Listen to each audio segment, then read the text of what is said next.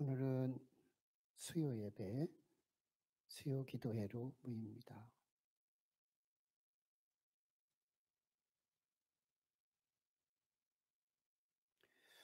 우리 다 같이 목도하시고 사도신경으로 우리 예배 시작하겠습니다.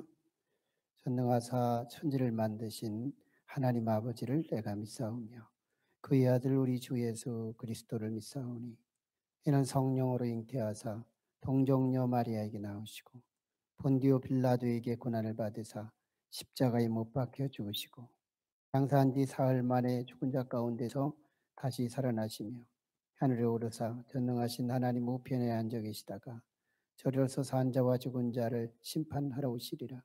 성령을 믿사오며 거룩한 공의와 성도와 서로 교통하는 것과 죄를 사하여 주시는 것과 몸이 다시 사는 것과 영원히 사는 것을 믿사옵나이다. 아멘. 우리 다 같이 찬송 263장 함께 하십니다. 비와 같이 붉은 죄 눈같이 회개네 주의 은혜로 대속받아서 비와 같이 붉은 죄 눈같이 회개 주의 은혜로 대속받아서 피와 같이 붉은 죄 눈같이 겠네 주의 은혜로 대속받아서 비와 같이 붉은 죄 눈같이 겠네 3절 내 마음이 약하여 주의 은혜로 대속받아서 피와 같이 붉은 죄 눈같이 겠네 주의 은혜로 대속받아서 피와 같이 붉은 죄 눈같이 겠네. 아멘. 기도하겠습니다. 거룩하신 하나님, 은혜를 감사합니다. 열악한 환경 속에서도 질병이 오는 나는 이 땅 위에서 우리의 생명을 지키시사 매이는 우리의 이웃들을 긍휼히 여겨주시고 회복과 치유로 은총을 부어주시기 원합니다. 남은 건강한 사람들이 지배되지 않도록 하나님 불안하지 않도록 이 코로나의 전염병이 온전히 소멸되도록 도와주시옵소서. 오늘 우리는 역사 속에 드문 아버지 하나님 인터넷으로 예배를 드립니다. 멀리 떨어져 있지만 영으로는 함께 교감하게 하시고 서로 대화할 수 있도록 은혜 주시니 감사합니다. 하나님 도와주시옵소서. 우리와 함께 하시고 오늘 예배를 통해서도 주의 뜻을 헤아리기 원하며 예수님 이름으로 기도하옵나이다. 아멘. 창세기 4장 1절로 10절 말씀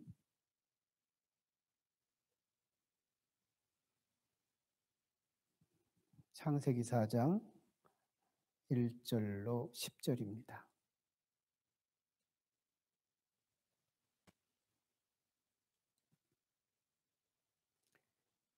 아담이 그의 아내 하와와 동침하매 하와가 임신하여 가인을 낳고 이르되 내가 여호와로 말미암아 득남하였다 하니라. 그가 또 가인의 아우 아벨을 낳았는데 아벨은 양치는 자였고 가인은 농사하는 자였더라. 세월이 지난 후에 가인은 땅의 소산으로 제물을 삼아 여호와께 드렸고 아벨은 자기도 양의 첫 새끼와 그 기름으로 드렸더니 여호와께서 아벨과 그의 제물은 받으셨으나 가인과 그의 제물은 받지 아니하신지라. 가인이 몹시 분하여 안색이 변하니 여호와께서 가인에게 이르시되 네가 분하여 함은 어찌 됨이며 안색이 변하면 어찌 됨이냐. 네가 선을 행하면 어찌 낯을 들지 못하겠느냐. 선을 행하지 아니하면 죄가 문에 엎드려 있느니라. 죄가 너를 원하나 너는 죄를 다스릴지니라. 가인이 그의 아우 아벨에게 말하고 그들이 들에 있을 때에 가인이 그의 아우 아벨을 쳐 죽이니라. 여호와께서 가인에게 이르시되 네 아우 아벨이 어디 있느냐. 그가 이르되 내가 알지 못하나이다. 내가 내 아우를 지키는 자니까. 이르시되 네가 무엇을 하였느냐. 네 아우의 핏소리가 땅에서부터 내게 호소하느니라. 아멘. 네, 우리 높은 뜻 가족들이 이산 가족같이 멀리 떨어져서 함께 예배하지만 성령으로 오늘 우리의 예배를 흠양하실 줄 믿습니다. 너무 집에만 있으셔서 살찌지 않도록 스스로 몸도 좀 관리 좀 하시고, 어떤 사람이 그랬대요. 사역자가 우리 공동 카톡에 올린 유머 하나가 있는데, 코로나 전염병이 무서워서 집에서만 지냈답니다. 그래서 먹고 자고 그러고만 있었는데 콜로라 확진자가 됐대요. 그래서 사람들에게 말을 해서 무슨 확진자냐 했더니 살이 확진자가 됐다고. 아마 집에서 있다 보니까 그렇게 될 수도 있죠. 확진자가 이동 경로가 있었대요. 침대에서 소파에서 냉장고로, 또 냉장고에서 소파로 몇 번 왔다 갔다 했다는 거죠. 어쩌면 오늘 이 시대에 우리들의 이동 경로가 아닌가 싶어요. 저는 오늘 수요 예배 드리면서 오늘날 우리가 예배가 참 많이 힘들어지고 예배가 무너지는 시대, 우리 한국교회 그리고 아마 세계교회도 그런 추세에 있다고 보는데, 그래서 예배 부분에 대한 소중함, 그리고 시간과 공간을 물어나고 어디서든지 예배하는 것이 참 중요해서 예배의 중요성, 이 말씀을 한번 듣겠습니다. 오늘은 아담과 하와가 자녀를 낳았는데 가인과 아벨, 우리가 잘 아는 이야기잖아요. 가인은 형이고 아벨은 동생인데 각각 그가 하는 직업이 달랐어요. 가인은 농사 짓는 사람, 그리고 아벨은 목동, 양을 치는 사람. 그러다가 어느 날 하나님 앞에 제사를 드리게 되는데 가인은 자신의 있는 농산물로 그냥 드렸고 아벨은 그 중에 첫 새끼와 함께 제물로 드립니다. 근데 하나님께서 그 제물 중에 가인의 것은 받지 않으시고 아벨의 제사를 받으셨다. 이게 이제 오늘 본문에서 굉장히 중요한 부분이죠. 하나님께서 아벨의 제사를 받고 가인의 것을 받지 않았다. 이것을 많은 분들이 풀 때 제물로만 푸는 경우가 있어요. 가인은 농산물로 드렸기에 받지 않고 아벨은 하나님이 원하시는 양으로 드렸기 때문에 받았다. 이 개념도 사실은 뭐 틀린 것은 아니에요. 예배의 내용, 예배의 그 내용의 중요성을 다룰 때 이 부분을 간과할 수는 없어요. 하지만 예배의 태도, 여기서는 더 선명하게 바라볼 수 있죠. 가인은 그냥 드렸다는 부분이 특징적이고 아벨은 그 중에서 첫 새끼를 드렸다. 예배를 통해서 그 마음의 중요성, 그 내면의 중요성을 말해주는 그런 말씀이죠. 첫 새끼를 드린다. 처음 것을 드린다. 유대 사회에서의 처음 것이라는 건 사람의 그 중심, 가장 소중한 분에게, 가장 귀중한 분에게 가장 귀한 것을 드린다. 이런 마음이죠.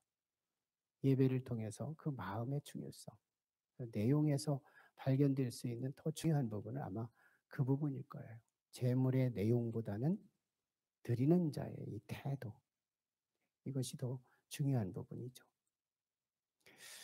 한층 더 중요한 부분이 오늘 본문에는 소개되는 겁니다. 어쩌면 예배 제사를 드리는 가인과 아벨의 제사의 태도, 이게 굉장히 중요했죠. 하나님은 가인의 것을 받지 않으셨고 아벨의 제사는 하나님이 받으셨어요. 그때의 이 가인의 태도 그리고 아벨의 태도는 전혀 달랐죠. 가인의 태도는 분노였어요. 그리고 아주 하나님에게 불평과 불만으로 나왔죠. 그런데 아벨은 어땠어요? 아무런 표정이 없죠. 태도가 적합했기 때문에 자명한 태도, 그것을 언급할 필요는 없었던 거예요. 여기서 이 가인의 이 태도가 굉장히 중요한 부분인데 예배의 주체자, 예배의 주권, 이 부분을 이 제사 방식을 통해서 드러내는 그런 말씀이죠. 예배의 주권이 누구냐? 누구를 중심으로 예배하는 거냐? 우리가 각자 하나님 앞에 드려지는 예배냐? 아니면 우리끼리 그저 교제하는 그런 예배냐? 하는 부분. 아마 가인의 그 마음은 그저 내가 드려지는 그 과정만 중요했을지 몰라요. 이 예배를 받으시는 하나님에 대한 그 마음을 헤아리지를 못한 거, 이것이 아마 가인의 제사의 부적격한 부분이었을 거죠. 가인이 왜 화를 냈을까?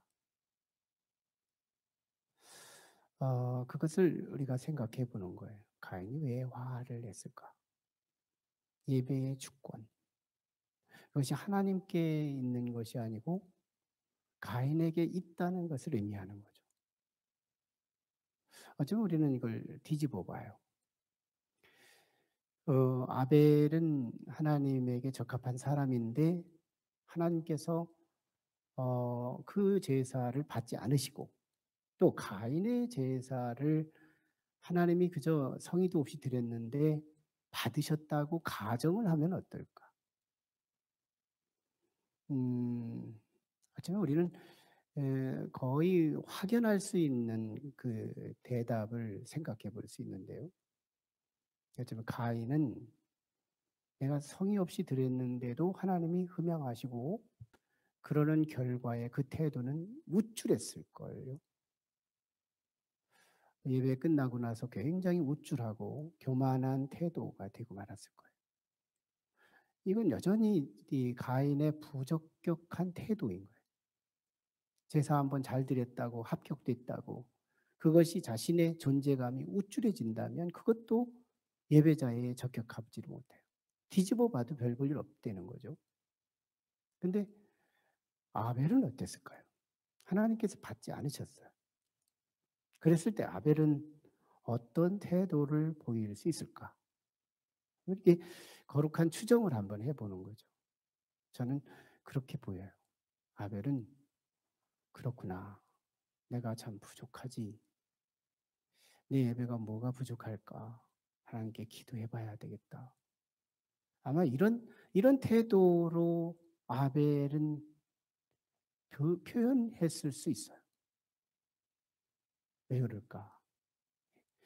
그 아벨의 마음, 깊숙한 곳에 또 그 가인의 마음, 그 깊숙한 곳에 하나님에 대한 이 경외감, 하나님이 나의 주권을 가지고 계신 분이냐?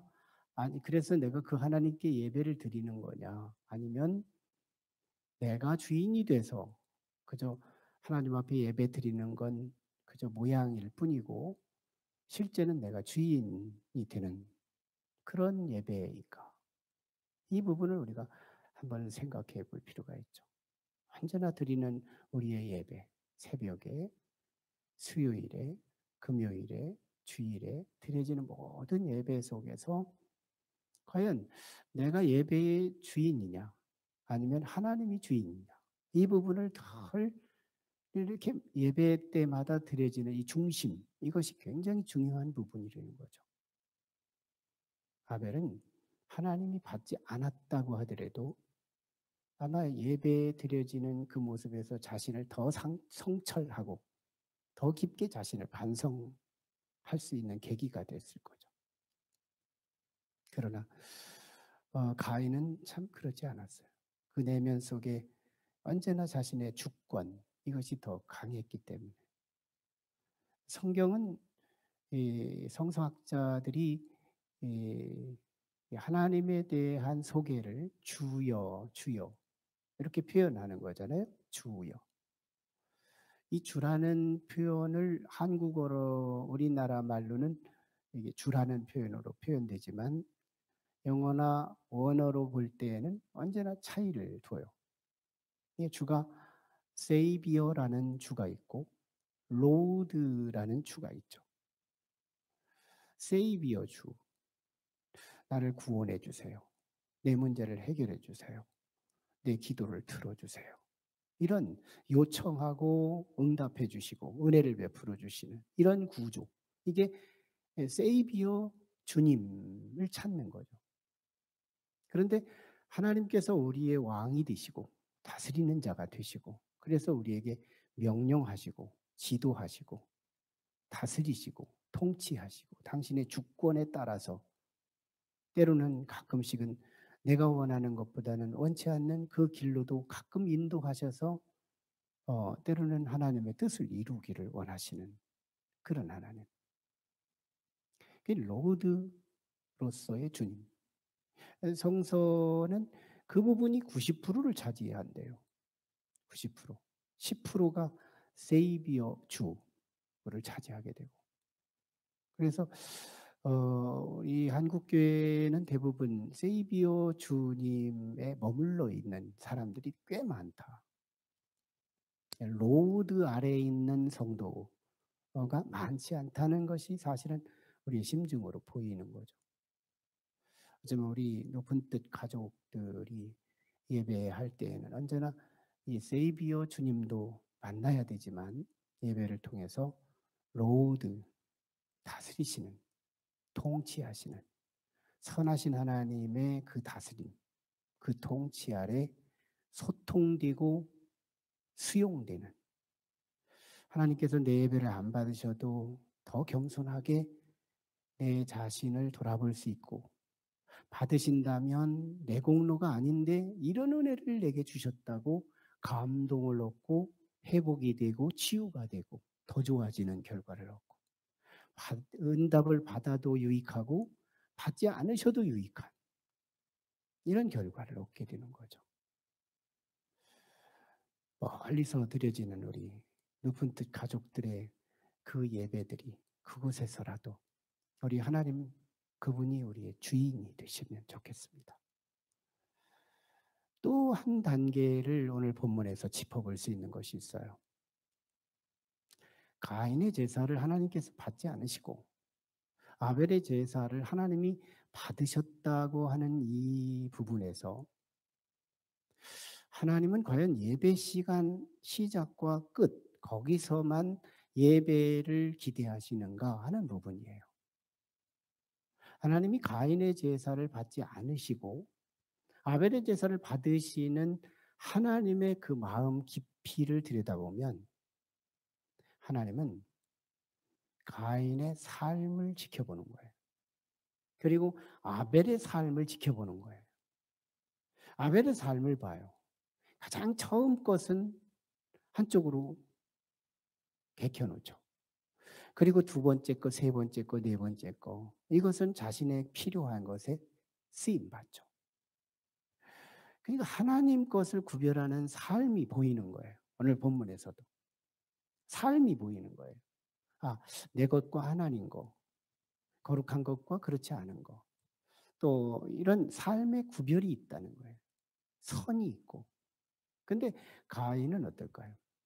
아마 예배를 제사를 끝나고 난 이 가인의 행위를 들여다보면 이걸 뒤집어서 전에 있었던 삶 뒤에 제사가 있고 제사 뒤에 또 삶이 주어지는 건데 삶 뒤에 제사, 제사 뒤에 삶. 이걸 뒤집어서 이제 보면 보이는 것인데요. 제사를 드리고 난 뒤에 하나님 앞에 막 분노했잖아요. 화를 냈잖아요. 그래서 주권이 하나님께 있는 것이 아니라 가인에게 있다는 것을 보여준 가인은 제사가 끝났어요. 그리고 나서 그는 들에 가서 동생을 죽입니다. 삶 속에서 타인을 죽여버린 거죠. 삶에서 동생을 죽였지만 그 시대는 동생도 타인이니까 결국 그를 죽인 거예요. 생활 속의 사람을 살리는 삶이 아닌 죽이는 삶. 이게 우리의 마음으로도 마찬가지일 것이죠. 어쨌든 우리가 우리의 삶 속에서 하나님의 주권이 없고 내가 여전히 저 생명의 여탈권을 내가 가지고 있다. 동생에 죽이고 사는 것은 내 권세에 있고 내 주권에 있다. 삶의 주권도 예배의 주권과 조금 더 다르지 않은 거예요. 삶 속에서도 주권이 자신이고 예배에서도 주권이 자신이었던 거죠. 똑같은 거예요. 그래서 결국 동생의 생명의 여탈권을 하나님께 있다가 아니라 자기에게 있다 해서 돌로 쳐서 죽이고 하는 거죠. 그뿐인가요?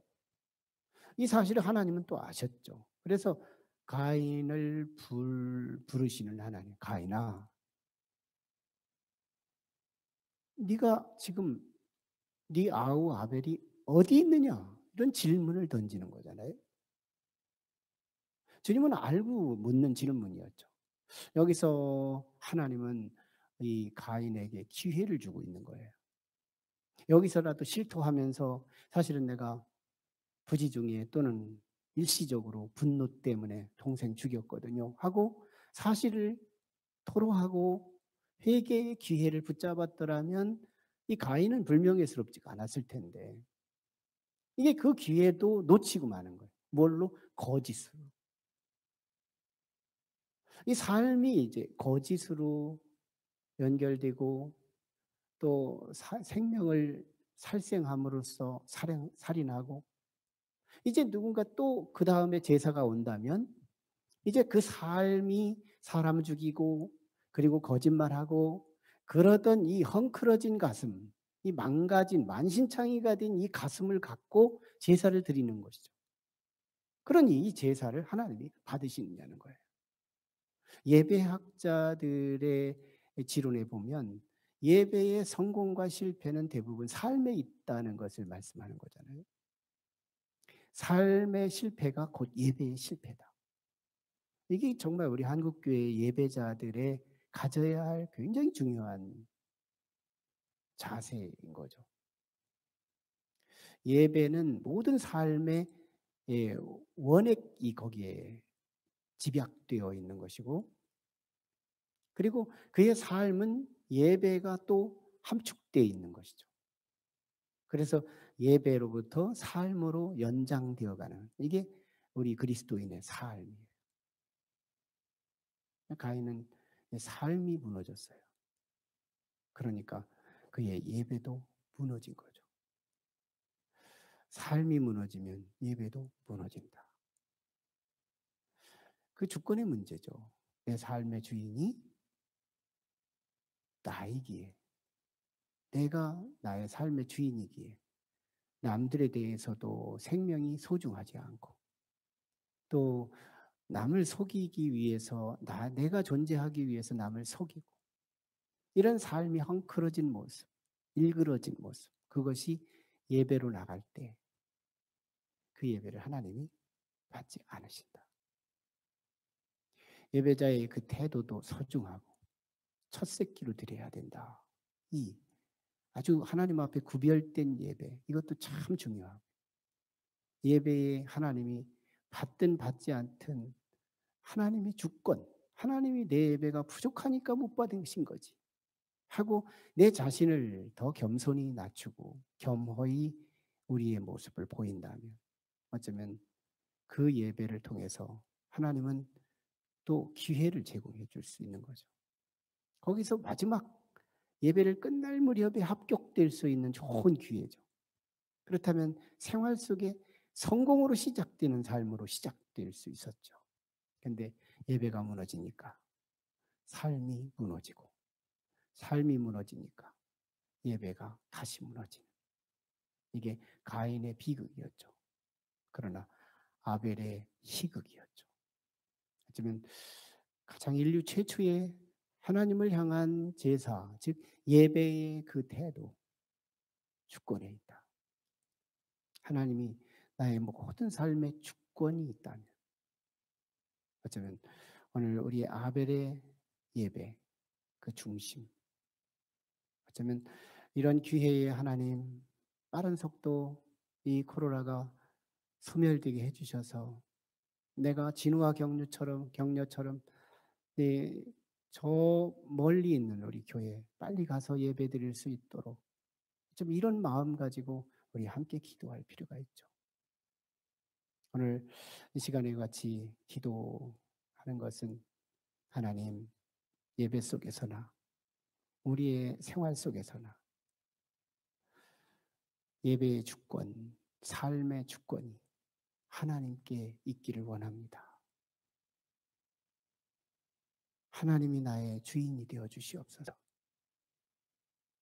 예배 속에서도 하나님이 나의 주권으로 경험하고 생활 속에서도 하나님이 나의 주권으로 경험될 때 하나님은 오늘 우리를 기뻐하시고 놀라운 하나님의 은총 가운데 살아갈 수 있게 될 것을 기대합니다.